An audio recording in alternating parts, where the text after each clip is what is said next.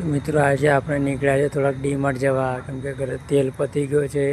ઘેરથી બૈરાનો ફોન આવી ગયો તો આપણે નીકળ્યા ડીમાર્ટ. અને આગળ હતા શાકભાજીની લારીઓ, અહીં બજાર ભરાય શાકભાજીનો. અહીં જુઓ તો સાંજે બહુ ટ્રાફિક થાય શાકભાજી લેવા. આપણે આગળ નીકળ્યા ચોકડી આવી, તઈ બી જોયું તો શાકભાજીની લારીઓ બહુ. એના પછી આપણે ત્યાંથી આગળ નીકળ્યા અને આપણે પછી થોડુંક ડિસિઝન કરતા હતા કે બીજું કશું તેલ સિવાય બીજું કશું લેવાનું છે. તો ભાઈએ કીધું કે આપણે થોડુંક ચણાની દાળ ને એવું કશુંક લેવાનું છે.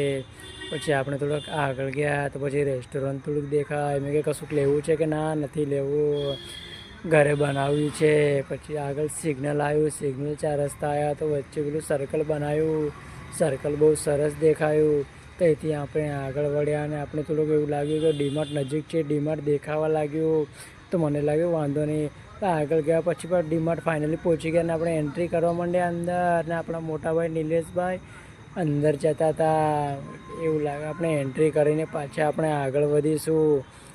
આગળ વધીને પછી આપણે ડીમાર્ટમાં અંદર પ્રવેશી ગયા અને આ બિસ્કિટના ડગલા જોયા. પણ અંદર વિડીયો કરવાની મનાઈ હતી એટલે આપણે પછી વધારે વિડીયો ના બનાવ્યા. પછી આપણે સીધા ચેકઆઉટ કરીને સીધા આપણે નીકળીશું બહારે.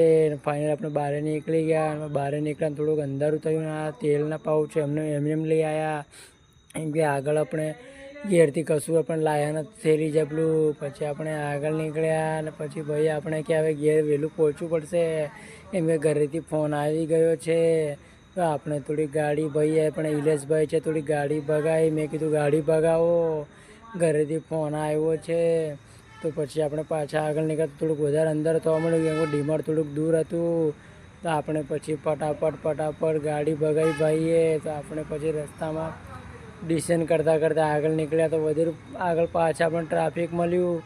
ટ્રાફિક મળતા ને ટ્રાફિકને ક્રોસ કરતાં પાછા આપણે આગળ વધ્યા. તો પાછા આપણે સેવાસી પહોંચવા માંડ્યા અને પહોંચીને પછી જોયું સફરજનની લારીઓ છે. પછી હવે આપણે ફાઇનલી ઘેર પહોંચી ગયા. મળીએ.